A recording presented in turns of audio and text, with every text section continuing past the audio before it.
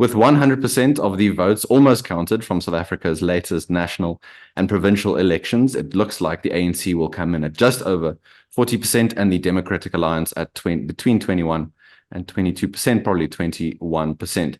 The ANC NEC, the National Executive Committee, is meeting this morning at time of recording on the 2nd of June, and apparently has open talks with lots of parties around possible coalitions. Now, this might all change, the final results in terms of those coalition agreements by the time that you watch this. But joining me to discuss one of those possibilities is Hermann Pretorius from the Institute of Race Relations. Hermann, thanks very much for your time on a Sunday morning. One of the biggest possibilities here, and that hasn't been ruled out by either party, is a coalition between the ANC and the DA. From business side, talk that would be the most quote unquote stable, that would be best for markets. We need that sort of security.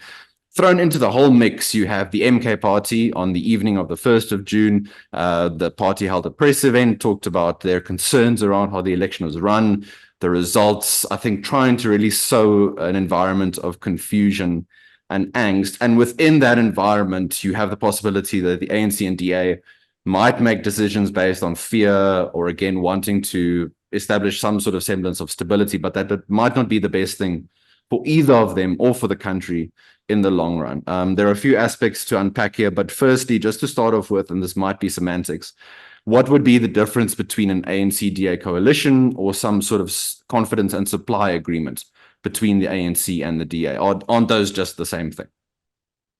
So there are a few types of coalitions, but the coalition spoken about here means two parties joining each other in government. In other words, you have ANC ministers and DA ministers sitting around the cabinet table, making decisions as if the two parties were essentially one big party in government. So the problem with that is that it is quite drastic. It is, as it were, the most intense form of collaboration. On the other side of the option spectrum, you have no deal, as it were, no collaboration, where the DA goes its path, the ANC goes its path, and there's no attempt to make some governing arrangement. But then somewhere in the middle, you have this idea of confidence and supply.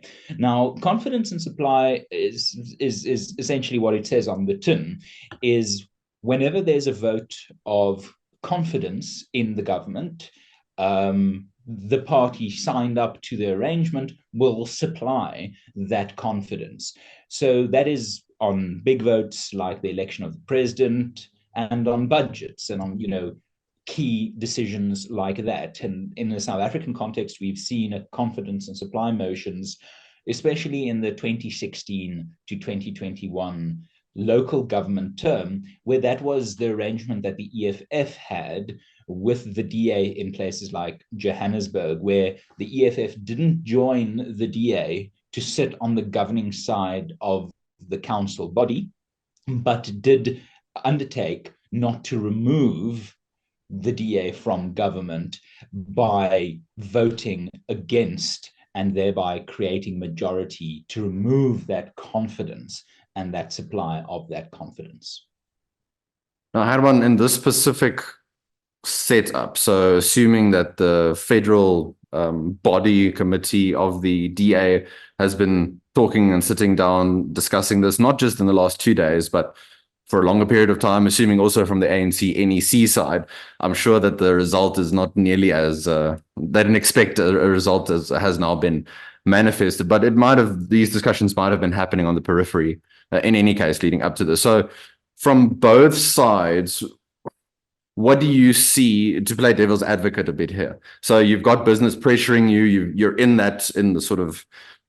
the maelstrom in your committee meetings. You need to send some sort of signal for the country, for your voters, for opposition parties, that you're mature and willing to talk to each other and enter this sort of formal coalition arrangement. What do you think they should be aiming towards if they're discussing this possibility? Is there sort of a checklist of things to look at if you're going to enter any sort of confidence and supply agreement?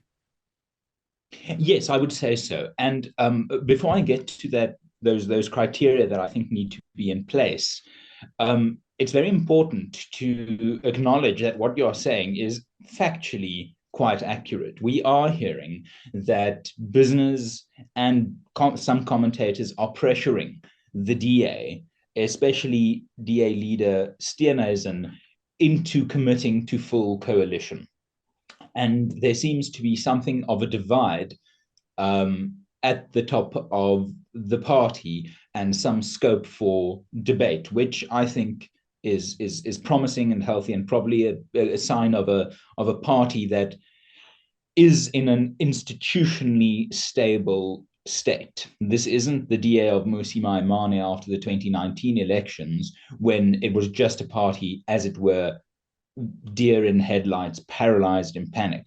The fact that there is scope for decision making and the institution seems to be functioning is good. But the facts are that there are these two streams of thinking within the DA currently, where you have, on the one hand, the possibility of a full coalition, on the other hand, a confidence and supply arrangement. Now, to make sense of what would be a good decision now, we can look at that checklist. And I would say it consists of 5 objectives.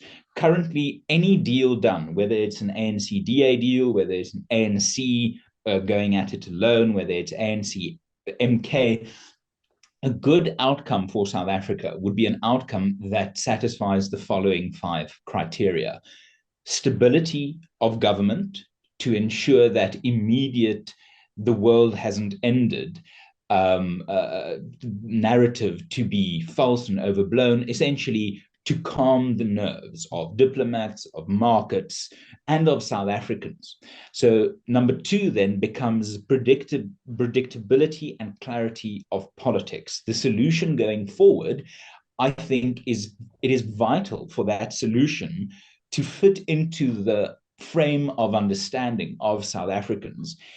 If there is now some very specified and complex and groundbreaking pioneering development to conjure up a government that goes against what South Africans have experienced as the facts of South African politics, that will be quite discombobulating for the South African people, and it would introduce an unpredictability as to policy and political decision makings and where power truly lies. So number 1 is stability of government. Number 2 is predictability and clarity of politics. Number 3 is accountability and oversight. Whatever deal emerges, the oversight role of Parliament must not be abandoned. It is the first time in 30 years that we have a ruling party, or at least let's call it a governing party still at this stage, that must truly submit to Parliament in the numeric hard sense of the word. To now abandon that accountability, that role of oversight that Parliament could play, would be to defeat the 30 years of progress made towards this point. The 4th point is sustainability of government. A government that is created now, within the next few months, or even weeks, must be one that can last. We can look at the example of Johannesburg and see how in the last 4 years, the city has had 8 mayors. It creates chaos. It creates executive doubt. It undermines the ability of the state machinery to function. It is, in the whole, just destructive if you do not have a government that can last the day. Looking more further abroad, we can think about the Theresa May government between 2017's election and her eventual departure, where this was a government that couldn't be sure that it would last the day or the week or the month. The problem is we have 5-year parliamentary and governance terms for a reason, because that is a chunk of time you need to make a decision and implement it and shepherd it to its conclusion. So fourth point critically here is the same sustainability of whatever arrangement or deal is made. It must promise sustainability. And then fifthly, from the perspective of what South Africa needs, what markets need, and what entities like the IRR believes generally needed, is a maintenance of the basic principles of liberal democracy, of constitutionalism, of free markets, of respect of things like property rights. And to that end, the ideas scope must be defined so as to starve more radical elements like MK and EFF of oxygen. So to recap, stability of government, predictability and clarity of politics, accountability and oversight over government, sustainability of government, and moderate battle of ideas scope. Those 5 points will be the testing grounds of whether any deal that is made now is in the interest of the country. I had one final question, and linking to what you mentioned, the push now from more radical populist forces. And if you were in ongoing ANC NEC meetings, so any particular insight or points for them to look at? Because I think, again, in the context of in 2004, the ANC came in at 69%. Now they're at just over 40%. I mean, questions around the leadership of President Ramaphosa, the leadership of the party, undermining of the party in KZN. You're going to have all these elements that create, again, within the meetings, this environment of deep uncertainty, anxiety, and one shouldn't necessarily base your decisions when those emotions are driving your decisions and your actions. So for the ANC, the best strategy for the party going forward, I mean, aiming towards the next local government elections, the next national elections, the ANC, I don't think, is going away anytime. It's going to continue to be a big force in South African politics and South African society. What to them, the best case scenario going forward, and how do they set themselves up in that particular way to ensure now that despite the noise and from a very vocal minority, and we should stress a vocal minority, that you don't allow that to take over your whole institution, as it were? Yes, so this 5-part test is a test that the ANC should apply to itself. It has vested interest in all of those. When it comes to the stability of government, the ANC must consider its own survival in terms of going into government with an arrangement that will ensure Ramaphosa being elected president 2 weeks from now, and that mandate isn't subject to sudden drastic changes. We've seen President Ramaphosa at his best and at his weakest, and at his best is when he can be a consensus leader. At his worst is when he must, as it were, be a pugilistic leader.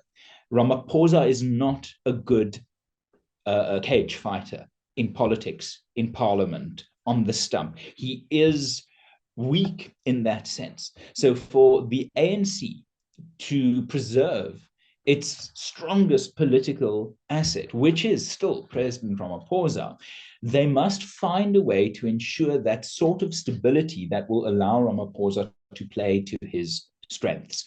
That means that it should be a deal, an arrangement with likely the DA.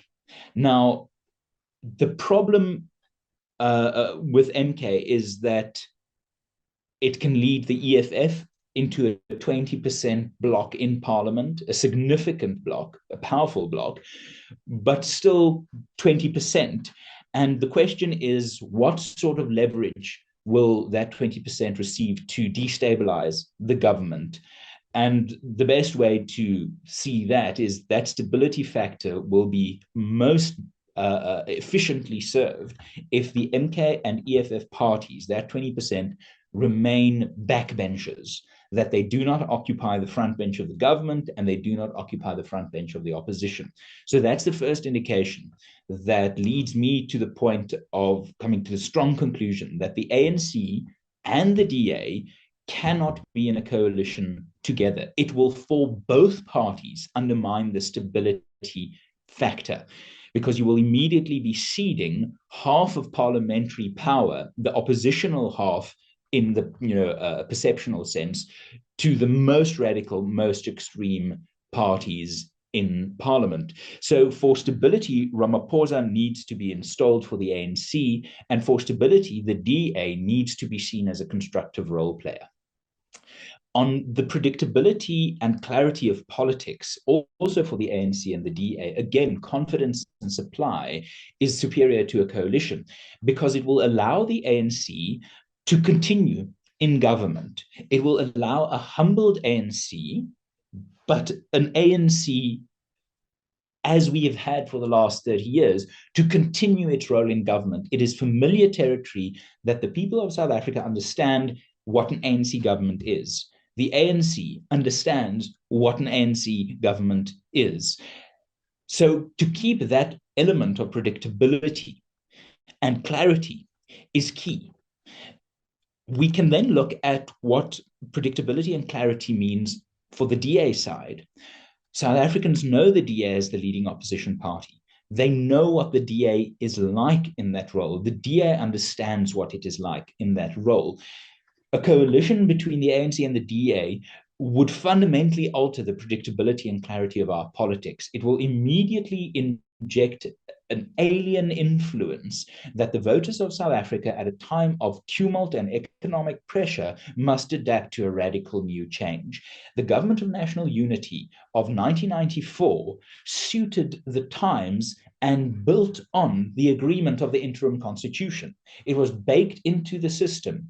So the idea of predictability and stability is best met by a confidence and supply arrangement where the DA can continue in a revitalized oppositional role that South Africans in the party understand, and the ANC can continue in a governmental role that South Africans in the party understand. Then accountability of government. If you remove now the DA from the opposition and you put them together with the ANC in government, you lose the most powerful accountability mechanism that Parliament has to offer, and that is the opposition. A coalition would cede that accountability and oversight role to Jacob Zuma's party. I think that is a terrible and a dangerous risk to take because a DA opposition with oversight will be an oversight of the kind that parliamentary democracy supports. MK oversight will be vicious, will be vindictive against the ANC. So the ANC needs an opposition that would be fair and be able to operate within the terms of engagement of constitutional democracy. Again, a coalition would destroy that ability, where confidence and supply would allow that ability to continue, with a DA going into the negotiations saying, give us control of the speakership, give us control of 9 key parliamentary committees, and we will maintain a healthy parliamentary oppositional oversight role instead of the vindictive, nefarious, vicious role that an ANC opponent like MK and the EFF will undertake. Then we get to the 2 things we have to realize here is the 2 leaders of the DA and the ANC now in power will not be the leaders of their parties by the end of this parliamentary term. John Steenhuisen has indicated that he will not stand for another term. I'm not sure even if he can, but his term is up in 2026. And the next national election is in 2029. Cyril Ramaphosa, similarly, will have his term of office end before 2029, whether that's at the next ANC elective conference or whether it is through his removal. So we cannot now go into a coalition where you have a coalition agreed between Steenhuisen and Ramaphosa's parties that cannot be fulfilled full term in the absence of both of those leaders. As we saw with the coalition between the Conservative Party and the Liberal Democrats in the UK, that coalition was founded on the relationship between David Cameron and Nick Clegg. It was managed and kept alive and kept viable and sustained by that relationship. That option will not exist now for either of these two parties, because the leaders of these parties cannot establish that same foundational relationship that could stabilize a coalition, because they will not see out the parliamentary term. So in terms of sustainability of government, you run a massive risk of lumping the ANC and designed out of the gate to not be able to survive a full 5-year term, just purely because of the political reality and the rules of political gravity for both parties. And then finally, you define political narrative when you get the protagonist and the antagonist to agree on the terms of engagement. And that is where we get to point 5, the moderate battle of ideas scope. The ANC and the DA, whatever other disagreements they have both shared a commitment to the constitutional framework of the battle of ideas. The ANC has not gone the Hugo Chavez Venezuela route of ignoring the constitution to pursue its agenda. Even at the height of the expropriation without compensation debate, they were still attempting to adhere to the constitutional process of amending the constitution. So you have here a party that has shown some, if not absolute, commitment to the constitution in the ANC, and the DA on the other side that I think has objectively and fairly positioned itself as an adherent to the constitutional order that we find ourselves in. The EFF and MK do not allow themselves to be limited by that. So if you want to ensure that the battle of ideas scope remains within the bounds of a moderate, at least constitutionally grounded battle of ideas, you allow the protagonist and the antagonist, both government and opposition, to find common ground on those terms of engagement. A confidence and supply motion, a confidence and supply arrangement allows for that to happen. It allows the scope of the debate to be grounded on that. If the ANC and the DA join in a coalition, it cedes the definition of at least one of the key narrative role players to the MK-EFF coalition that will blow up the terms of engagement on the constitutional basis. So for both parties, not even looking at the political fallout that might come the DA's way if they spend 30 years saying kick the ANC out, and at the first opportunity they failed to do. They not only failed to do that, they actively go into government with the ANC, ignoring the political ructions and the internal party dynamics that might cause, ignoring the ANC's own threat to its patronage networks in such a coalition government. And we must remember very briefly that the factor uniting the ANC at this stage is its patronage networks. An ANC-DA coalition will have to keep those patronage networks alive if the ANC is to be kept alive. And that will be a bitter pill to swallow for the DA, and a damaging one. So with these 5 tests in mind, with the political gravity, with the political realities faced by both parties, it is clear to my mind that for the ANC, for the DA, a confidence and supply arrangement satisfies what South Africa now needs, where a coalition simply does not. I would urge the DA and the ANC to not panic at this point and take a rational decision-making approach to ensure that this test of stability, predictability, clarity, accountability, sustainability, and moderation of constitutional norms become the basis of what we do as a country now in terms of government formation. I think no better note on which to end in everything that is going on at the moment. Undoubtedly one of the most pivotal points, I think, in South African history. And we at the CRA will strive to continue to deliver data-driven, objective analysis for you, the viewers, for our clients, and indeed for policymakers across various areas and across various groups. Hermann, thank you so much for your time once again. We'll chat to you all again very soon. Bye-bye.